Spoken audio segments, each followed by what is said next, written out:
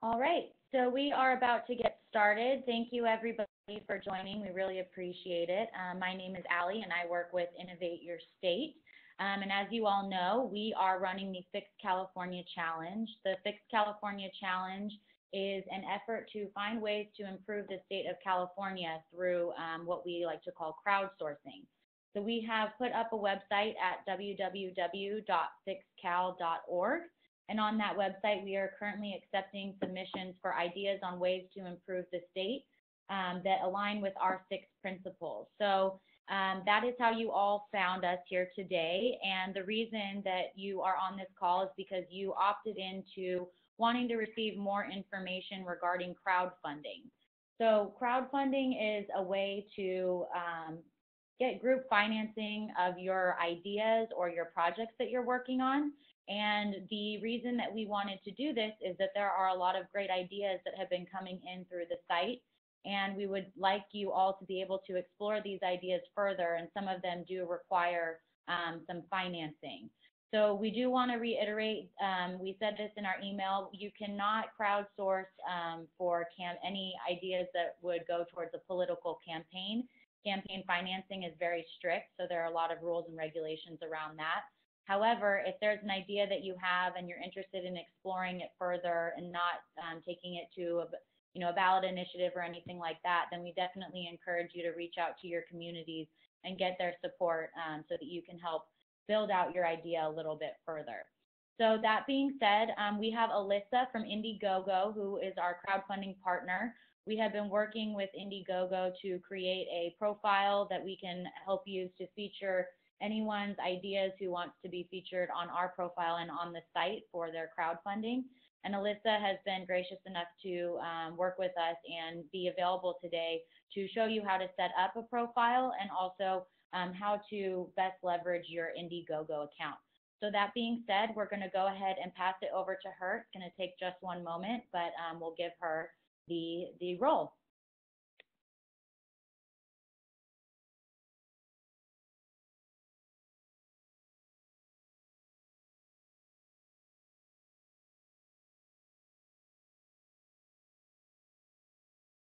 Hi all, this is Alisa. Can you hear me okay? I guess you can chat in the box if so. Great, perfect. Wonderful. Let me close some of these and start screen sharing with you. Can you see my screen as well?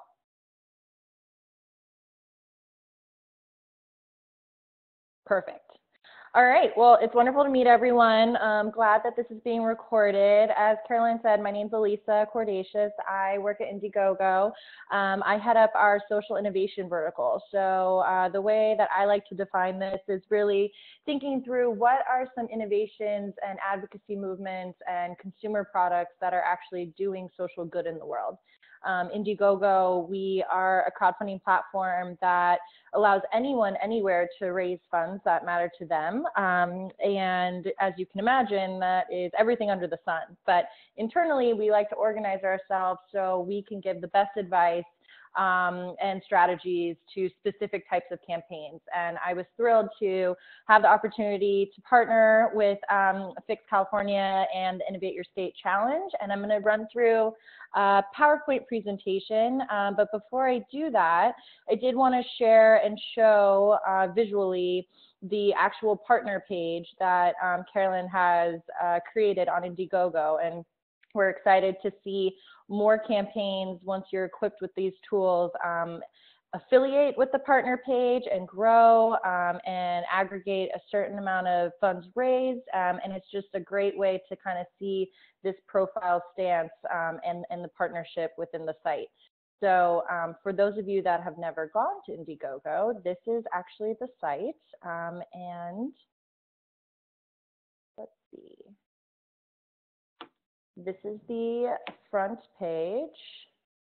And when we explore and we go to our partners, we actually scroll down here and you'll be able to see a great showcase of some of our wonderful entrepreneurial partners and initiatives. And this is where Innovate Your State will live. So wanted to give some context on where we are on the platform. And from there, feel free to chime in with questions in the chat bar. Let me pull that up actually right now so I can see it as we go. Great.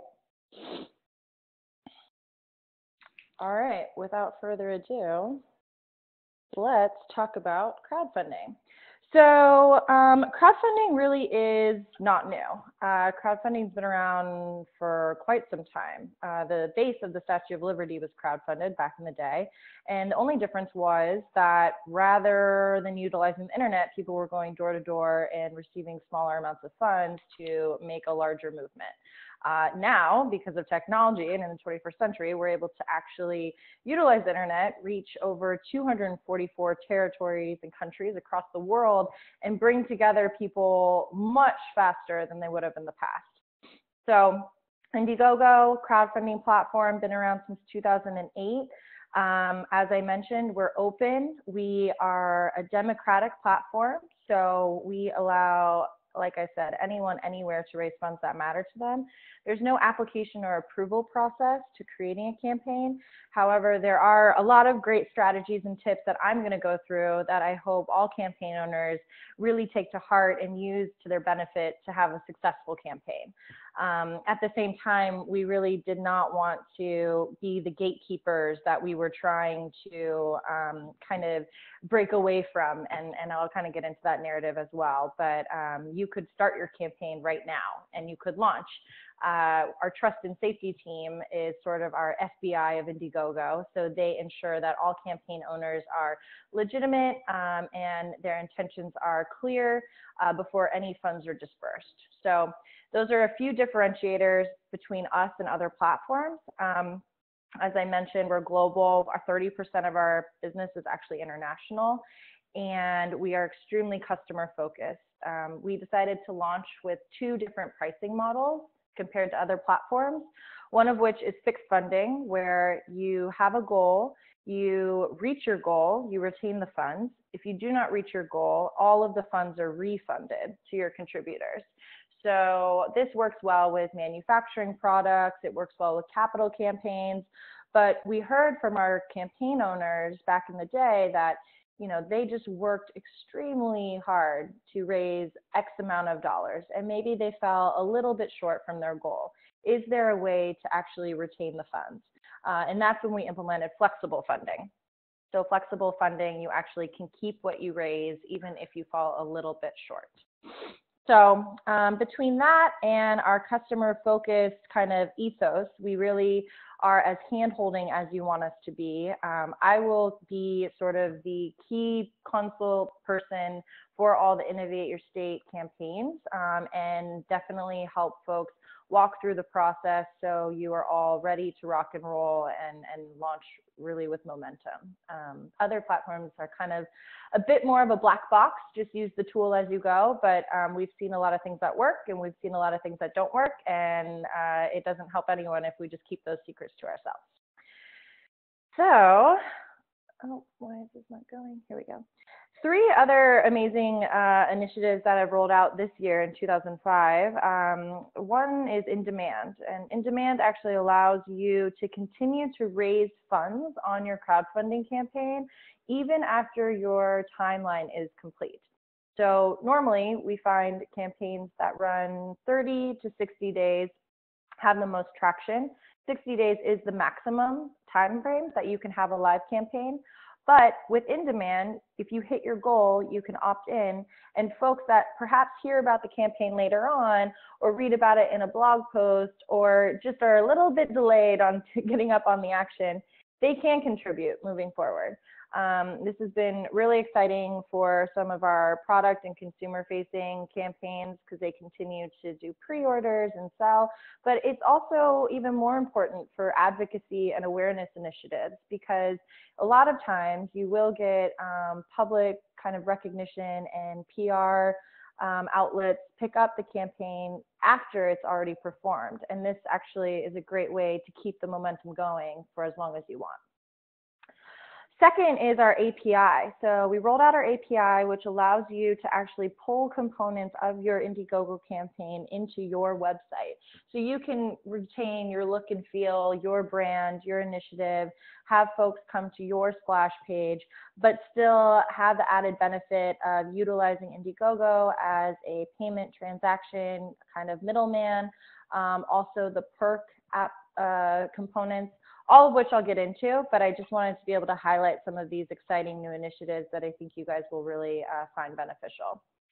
And finally, we are extremely social, innovation, entrepreneurial focused. So Indiegogo is really in this sweet spot of these technology, these movements, these innovations that are coming out all over the world, but also have a social impact messaging piece. And this is why I'm so happy to head it up.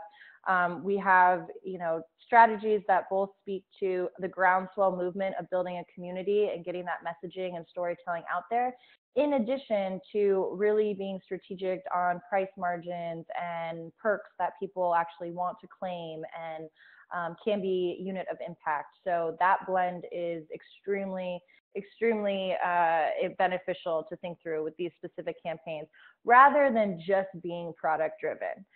There's other platforms that force you to only give perks that are products, whereas we actually allow you to be able to have perks that could be a volunteer day or perhaps an invite to a gala. So it's great to see that here. This is a snapshot of some of our entrepreneurial partners. They're also in our partner gallery, as I showed in the beginning. So we're thrilled to have everyone on board here and for Innovate Your State to join the ranks. But what is crowdfunding really? There's all these things that Indiegogo does. There's all these partners. There's all these different ideas historically. People think it's about the crowd and people think it's about funding. True, those are both there, but it's so much more than that. It really can allow you to help build a brand. So Bomba Socks, this is a social enterprise out of Texas. They raised over $140K and had these consumer product socks where they actually gave a pair of socks to a homeless shelter, and it was their nonprofit collaboration. So they built the brand Bombas because of their campaign. It's exciting to see, awesome to see folks jump on board and then continue to be customers forever and always after the campaign was complete. It's also being able to validate a need. So Luminade, this team actually came out of UC Berkeley, and they won the Global Social Venture competition when they were in grad school. They created these solar lights that just inflate by inhaling into the bag. And the lights were going to be distributed in East Africa to those in need and didn't have access to electricity. And they too realized that, they had this idea, they had this innovation, they had this problem they wanted to solve, but was there a need in East Africa? Was there kind of an actual desire for people to have these lights? And in fact, there was. And they gained partners, they raised over 50K, and they had folks here just at home actually contributing not only to give one light to those in need in Africa, but they also purchased one light for their own camping needs, which was a cool new thing that they didn't realize they could capitalize on.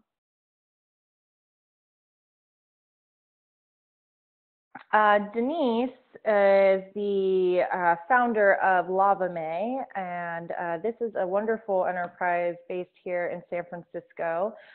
She had the idea to actually retrofit old school buses and allow them to give free showers to the homeless. She needed to buy the first bus, and she launched a campaign. They raised over 58K on their first campaign, and this bus was planning to go to the Tenderloin neighborhood and give free showers on Sunday. Because of the success of their first campaign and the innovative idea, they actually launched a second Indiegogo campaign to follow because they realized they needed to get another bus. So the demand was there. They had a proof point of X amount of contributors and backers, and everyone said it would be phenomenal if you had another bus that went to the mission on Sunday at the same time. So lo and behold, they landed their second campaign. They raised over 70K, and it's just wonderful to see kind of that groundswell that I mentioned before. Now, Solar Roadways is an interesting campaign. They organically launched last year, and this couple out of Ohio had been doing research and development and prototypes of these solar panels that would replace asphalt roads. They launched their campaign with the hopes of raising 100K in order to really test the product in a different climate, because Ohio was cold. They only had prototypes and they wanted to kind of get the wheel turning some more. It was amazing to see 42,000 contributors at different price points, right? You could have somebody that was contributing $5 just to put a stake in the ground and their vote to say, I would love to see this movement and this innovation, you know, expand for the generations to come. I know that as a contributor, this isn't going to happen tomorrow, but I really believe in what they're doing. And I kind of like to say that it was more of an awareness campaign of all of the amazing things that could be done to help alleviate climate change and a lot of different environmental causes out there. What happened was Scott and Julie are now actually testing the solar panels in Arizona. They've been able to hire 3 more engineers. They received a head nod from President Obama during his State of the Union. And they really are trying to push it forward. So it's exciting to see that of those 42,000 backers, they were contributing and getting a t-shirt back, or contributing and not even getting anything back. It was for the sake of just contributing. And it was definitely an awareness building kind of vehicle. And to that end, we've had some phenomenal campaigns that are actually starting movements. So this group out of New York, they've actually run 4 Indiegogo campaigns to the same vein. So they wanted to take out an ad in the New York Times because they felt that the media was not portraying the current events that were going on in Turkey back in 2013. So their initial goal was 50K. Who knew that those ads were so expensive? One ad, that was all. They ended up raising $108,000. So they were taking out 2 ads.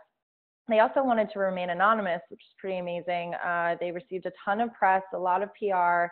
And in turn, they got their story heard. You know, everybody was able to speak their mind with this new ad, and the interaction from the crowd.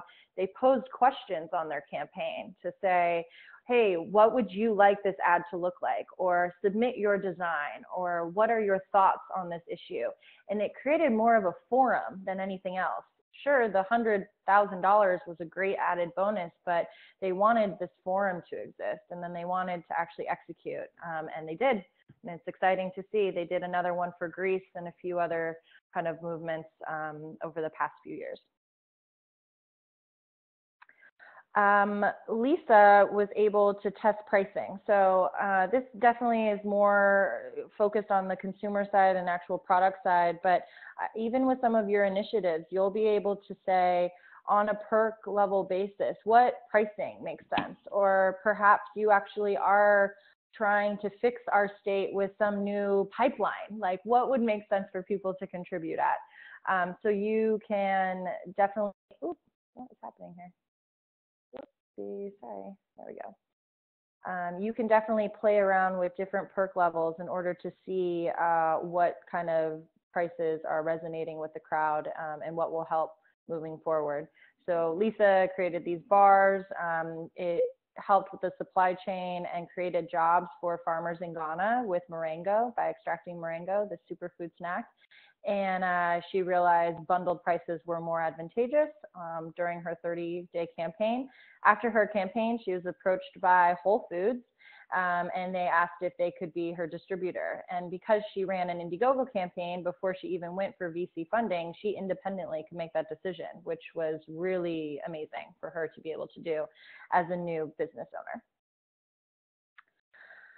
And finally, the last key piece, again, a little bit more product focused, but I still think it's very relevant to asking the crowd and figuring out where this initiative can go or what this movement can bring. You can test future ideas, you can test future features, you can test future products, and you can ask the crowd. These gals are from Stanford. They created this doll that actually embodies one of the great leaders in STEM or STEAM, as we would say nowadays, and they wanted to encourage women and young girls to really get involved in engineering, science, technology, arts, math. Their first product was going to be Marie Curie, this actual prototype that you see here. And they raised their funds that they needed for the first prototype. And with the remaining time, they asked the crowd, who would you like to see next? And they threw out a lot of options, and I'm fairly certain that Bessie Coleman won. So now they can go to market, produce the second version, and know that there is a demand, which is super exciting. And those that contributed now feel as if they were a part of it from the start, and they feel like they were able to actually make that decision with this team. And that's kind of the beauty of crowdfunding. It's very collaborative, it's very community oriented, and it helps you keep your evangelists much further and longer than when the campaign is complete.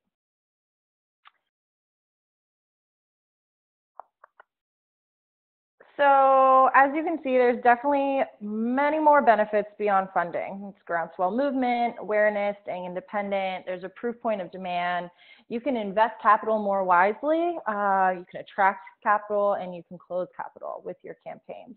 These are all the trends that we're seeing, and every campaign is a bit different, right? So it's something that I would pose to everyone here. What is the objective of your campaign? Is it purely to be a marketing vehicle? Is it purely to raise funds? Is it a mix of all of these things? Are you just trying to test what resonates with the crowd? And that's kind of what I sit down and consult with each of you on before. So similar to what Innovate Your State Challenge is doing, you guys are crowdsourcing ideas. We're getting those ideas, and they're coming through Indiegogo, and then through Indiegogo with these proof points, with these funds, with these amount of backers that you can point to. We have research and development happening. We have foundations coming to us. We have governments, banks, VCs. So it really helps take you to the next level. And this kind of relationship between the crowd and traditional financiers is not necessarily a repelling relationship. In fact, it's becoming much more a complementary relationship. The traditional financiers are looking to the crowd to signal what's working and what's not. So that's a little bit of background, a few examples I wanted to highlight. I think it's always better to illustrate the points rather than just speak to them. But now I'm going to shift a bit and get into the nitty-gritty of what actually makes a successful Indiegogo campaign. This is the high level for fundamentals. There are a ton of other tips that I can give and strategies that go much deeper, but this is a good kind of starting place. Again, feel free to ask any questions you guys have. Chat bar's up, but I'm going to keep cruising through. So number one, attainable goal. I can't tell you how many people say, great, I'm going to launch a campaign and I'm going to raise $1 million. No, no, no. There's so much more to think through with that, and you want it to be a reasonable and attainable goal.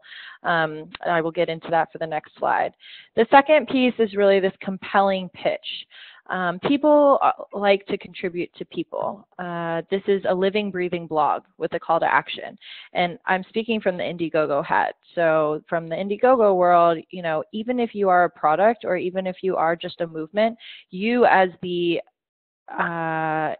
innovator or the brains behind it, you need to tell your authentic story as to why you're passionate about this or why the time is now to get involved. If that's not said, the crowd will be able to totally smell your bullshit and they will not resonate with it well. So the pitch is crucial. The third key piece is really your perks. So, you know, all of this is just contribution based. On Indiegogo, there's no equity crowdfunding. There's no investment in the actual idea or product. There's no patents. There's nothing along those lines. It really is somebody's contributing, and in return, what they're receiving is whatever perk was offered.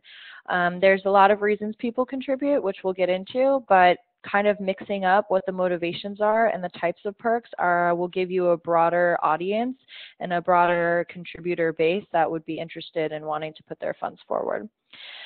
And then finally, you could do all three of those things, but unless you have a proactive communication strategy, unless you get the campaign out there in the world, nobody's going to know about it. It's going to get lost in the cyberspace that it is. People already have a very short attention span, so being strategic on this communication strategy is crucial. So let's dive a bit deeper. So the goal. When you look at these two campaigns, let's pretend you have no idea what they're running funds for, you have no idea who the team is, you just see these two campaigns, and immediately off the bat, normally I ask people, you know, which one would you contribute to? You're already scrolling through the internet, you have a ton of emails, things beeping at you, and you make a split-second judgment. And most of the time, everybody always says that they would contribute to the one on the left. And the reason being is, quite frankly, this funding bar is crucial. It really sets the tone for your entire campaign because people want to give to successful projects, and they're going to want to read on and learn more about what you're up to and what the pitch is and look at the visuals and even get attracted by the perks after they see this bar. And despite the fact that both of these campaigns have raised a fair chunk of change, $20K is a lot of money that is going to go to something great. $20K of $50K is looking so much better than $20K of $150K. What we like to say here is the first third of your funds really do come from that bootstrapping mentality. It comes from your friends, your family, those that you have an arm's reach to. The next third of funds of your funding goal comes from the referrals that they make. So this is like 6 degrees of separation. This tends to be the hardest part, but when you get over that hump, and again, we have so many strategies to reach these people, this is where the communication strategy comes in. The last third of funds really comes from the Indiegogo crowd at large. And if you think about it, it makes sense, because why would a stranger that lives all the way in Singapore, or perhaps somebody that's in, you know, the UK is connected to someone in San Francisco, when they see your campaign, if your friends and family didn't want to contribute and help support you, why would they? So it's a sense of credibility. It's a sense of, you know, there is a bandwagon effect going on. But that's why I always have campaign owners really think through, okay, where's this first third of my funding goal coming from? And how am I going to get out of the floodgates quickly and with momentum so I can reach this end? And surprisingly enough, you know, a higher goal doesn't necessarily mean more money. You can still have a clear, urgent call to action and say that the campaign, perhaps the larger vision is to raise $1 million, but this initial campaign is going to help with the first phase or the first installment or the first whatever. That is just a portion of what the larger vision is. And I think that's really important to take away, because some folks think it's just the golden ticket with a campaign, and it's not. It's really not. If you are moving and you have that momentum, that is when that groundswell will continue moving forward and exceed your goal. And we actually find that 87% of our campaigns, when they hit their goal, their initial 50K, they actually continue to exceed it if they still have time in their campaign. You can continue to raise funds. Your campaign actually goes over the bar, and this continues to add credibility. So these guys are a wonderful, amazing nonprofit out of Boston. It's been a joy to work with them. They, oops, hello. I really want to move this thing. Okay, that's not going to happen. Anyways, they, sorry. Okay, so this nonprofit, they're called Represent Us, and they hired a satirical actor out of New York they hired an actor out of New York to play the satirical politician. named Gil Fulbright. And Gil Fulbright, his whole mission was to make politics not about super PACs and money, but make it about politics. So during the Kentucky Senate race, Gil Fulbright got a billboard, he got a tour bus, he got a media push online, he got an ad on TV, and he spoke the truth of the people and did it extremely well. When these guys came to me, they said, okay, Lisa, I want it to be a huge media push. And I made them break it down and say, tell me what each of these points would cost. $20K was going to get him the tour bus, $30K was going to get the billboard, so on and so forth. So rather than launching at their larger $75K goal, when I asked them, of your donor base right now, what do you feel comfortable with in order to launch with momentum? And they said, we feel confident that we can lock in, around 5K, 10K. So we launched at a 20K goal, and they ended up exceeding that, blowing it out of the water for their 60-day campaign. They raised 114K, and once they hit their 20K goal, they pivoted their messaging to say, great, everyone, you're amazing. We now got a tour bus. Now we'd love to raise 30K in order to get these billboards. And they continued checking off these boxes as the campaign progressed and introducing new goals. But internally, they knew they wanted this online ad and all of these things. So the groundswell is important. The goal needed to be reasonable in order to achieve it. They went well beyond. Then they actually had Shepard Fairey, the guy who created the Hope poster for Obama, come to them after learning about the campaign and say, I would like to create this for you. I think what you're doing is amazing. I'm going to also have signed copies, and that pushed them over the edge to over 100K after introducing this new perk, all of which got eyes on it because of the campaign in and of itself. So super exciting to see. Cannot emphasize how important the goal is. Next is the pitch. The pitch is also very important. So playing with both the pitch text as well as the pitch video. So planning your real estate in your pitch text and being real, being you, being in your voice. This isn't a policy memo. This isn't, just a scientific report. This isn't even a New York Times article. This is like a blog. This is you being you. Adding visuals, putting infographics. The more you tell here, the more you really are going to sell.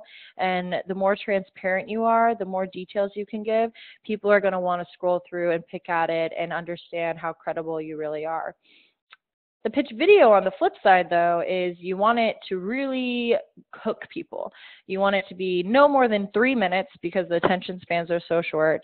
It needs to be authentic. It needs to be you as well, but it needs to really answer the who, what, where, when, and why with a strong call to action. Why now? What are you asking them of? What are you leaving them with?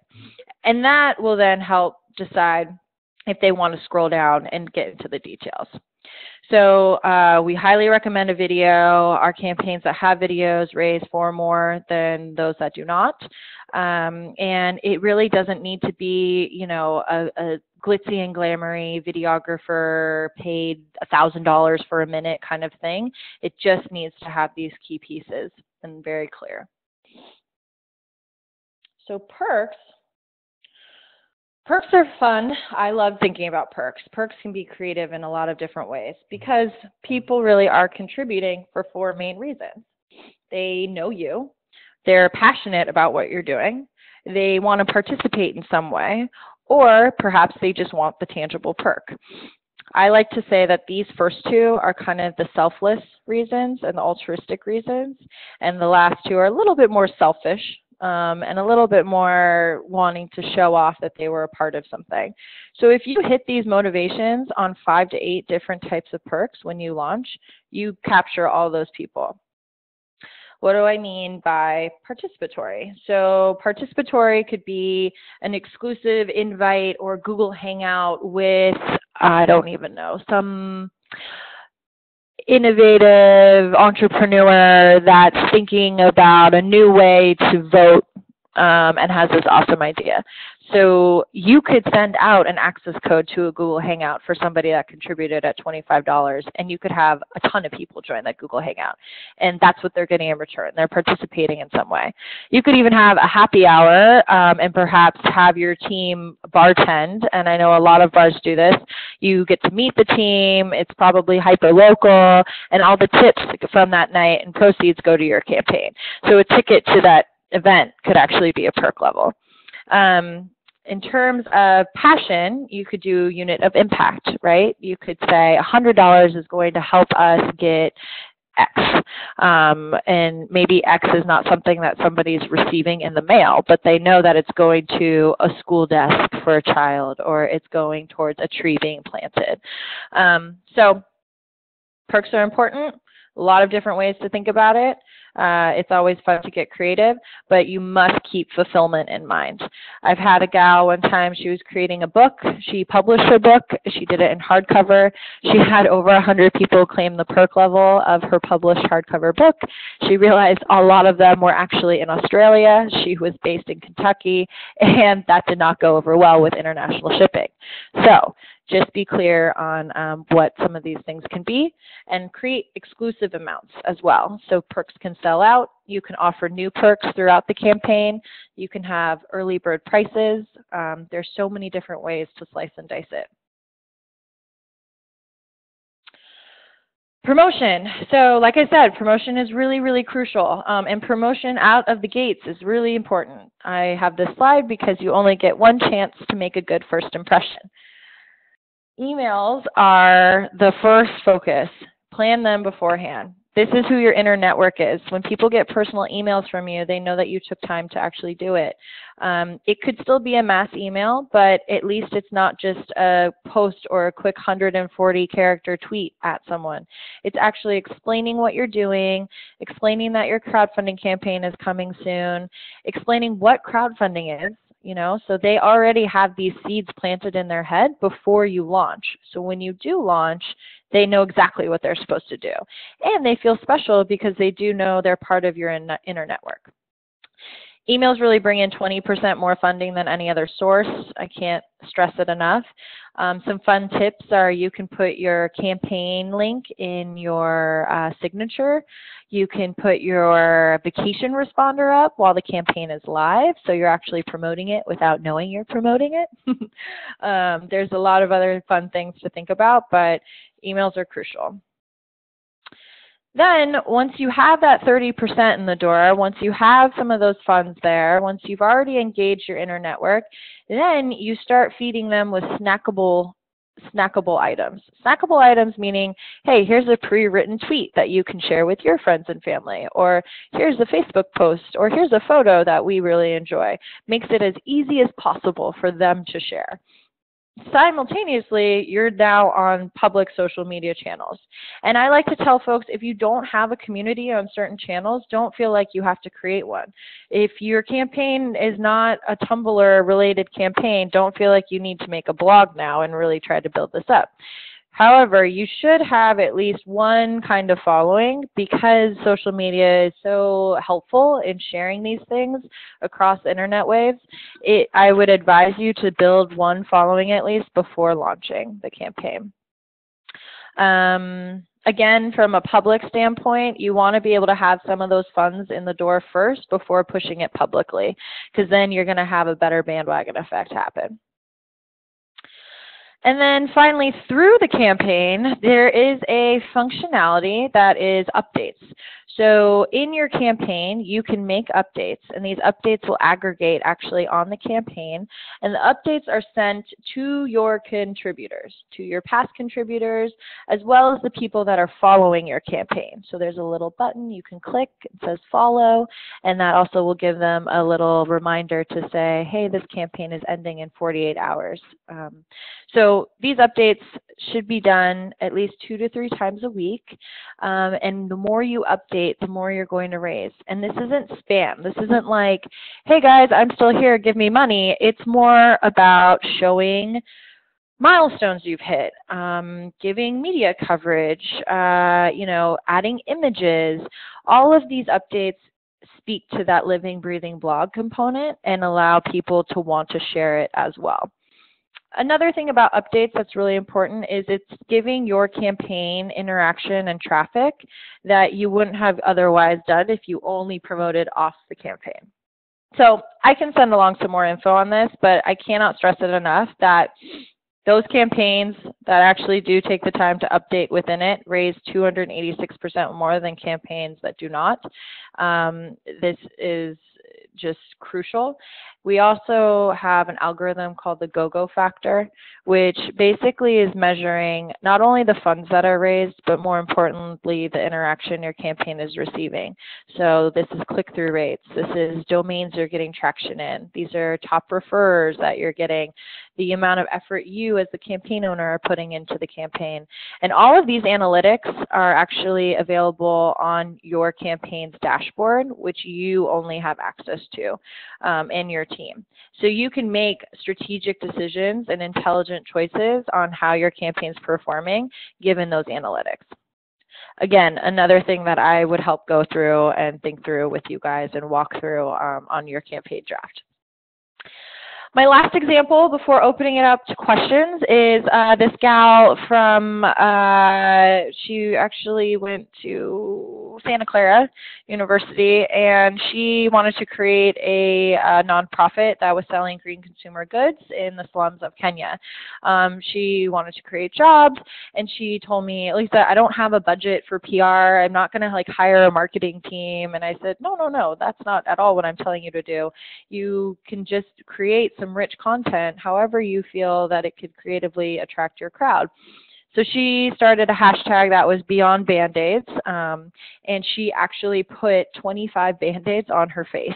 And every time she raised $1,000, she was able to take one of these Band-Aids off her face. And so her updates were her at the gym with these Band-Aids, or her in a meeting, or this extreme celebratory announcement that she could take one off.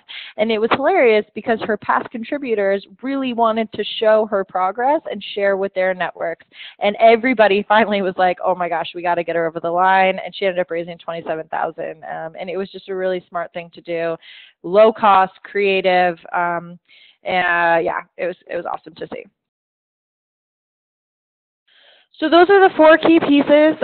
If you have those locked down, if you understand them, there's a lot of other ways to kind of think through in more detail. But the good news is that we have a great resource center that I launched just a few months ago. That's our Social Innovation Resource Hub, and I'll be sharing with Carolyn after.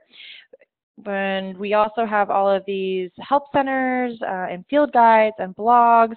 But of course, if there's specific questions, we're here to help you.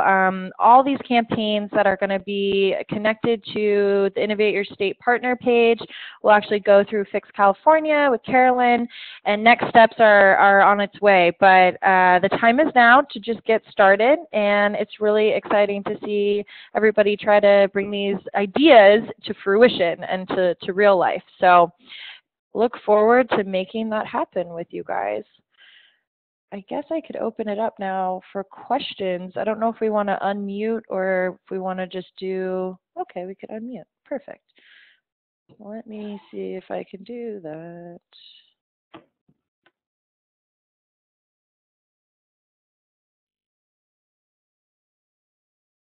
Great. So thanks for your attention, everyone, and happy to answer any questions in our last 10 minutes here.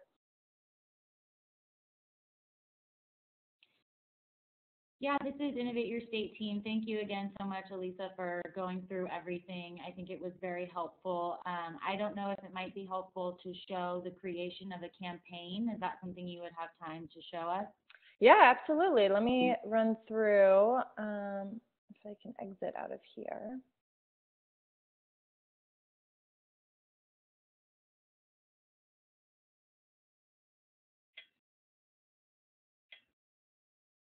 I really wish this could move. Oh, there we go. Perfect. Okay, so to simply create, you're going to go to Indiegogo.com.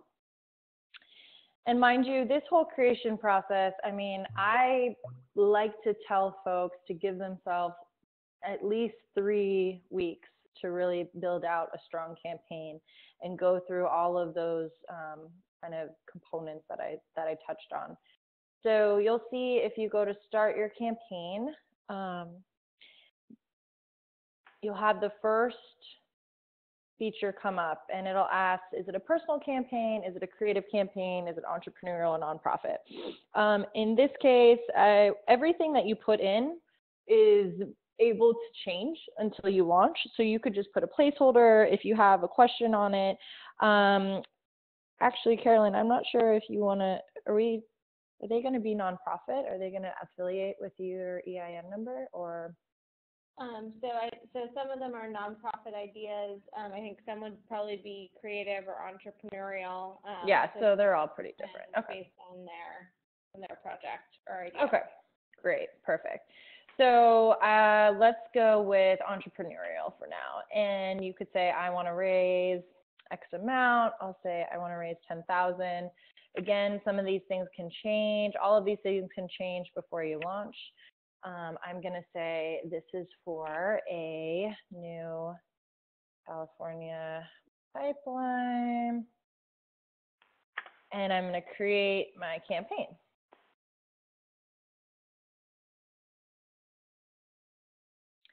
Then it'll get you into the create edit flow. And you'll see you'll have this menu of basics, which is your tagline, your campaign card image, and your category. Again, all of these can change before you launch. Then you're going to have your story, which is where you would upload your pitch video, as well as your pitch text comes in here. And so you can delete this. This is just kind of a template guidelines of what we think is important to put in there. But you can decide however you want this done. You can insert images. This is kind of the bulk of it. This is the meat. Then you would go into the next phase and you would add a perk. So you could say the first perk amount is $25 and I'll say it's a groovy water bottle. And then I can describe what it is here. You can put your exclusive quantity amount on the left, your estimated delivery date. For this, I would say it's better to under-promise and over-deliver. So give yourself enough time so you are able to fulfill. And then you decide whether or not a shipping address is required. So if this were a unit of impact, obviously a shipping address would not be required. If you are going to send the water bottles, then it is. Then you would save, cancel, and then it would pop up right here, actually, if I saved it. And you can bounce around with all of these different stages. So the next would be your team. This is when you can add more team members to your campaign. We recommend having at least 4, whether it's just 4 that are affiliated or whether you have one person that's going to rock out on social media with the campaign, one person that's really helping with offline events, one person that's driving the promotion emails. So more team members, the better. And then the next is funding. So this is when you get all your fun account information in here. You decide whether you're electing flexible or fixed funding. I highly recommend doing flexible funding. There's really no reason not to. And you will also need a business PayPal account. If you do your individual PayPal account tax-wise, you might want to think about that. Unfortunately, I can't give specific tax advice, but it's something that you should talk to your advisor on. Business PayPal is great. You can also be able to have funds from all over the world because it's PayPal to PayPal. We also take Apple Pay as well as Stripe. So Stripe is just credit card contributions. But if you open all of these levers, you have a larger market that you can get contributions from. Then finally, extras. You can generate a link that allows you to share your draft information. So you can share this draft with any of your teammates or get some info from people that you think would have good feedback, and they're actually not in the editing flow. So you still can retain control. You can also create a short URL link here, and then we have Google Analytics, and you can connect your Facebook, Twitter, YouTube, website, so on and so forth. This is a fun kind of space because these are really advantageous optional items that help the campaign. And finally, then there's in-demand. So this is the optional opt-in. I described in-demand earlier, where you can continue to raise funds even after your campaign is complete. If you click to opt into demand when you launch, it just means that when you hit your goal, you will automatically be enrolled into in-demand. If you do not opt in, it just means you would have to have the request once the campaign is complete.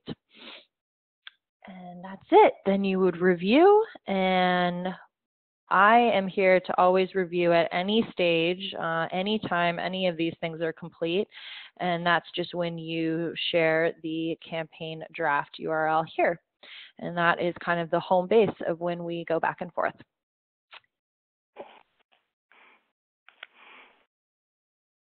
So there you have it. That was a quick nitty-gritty right there.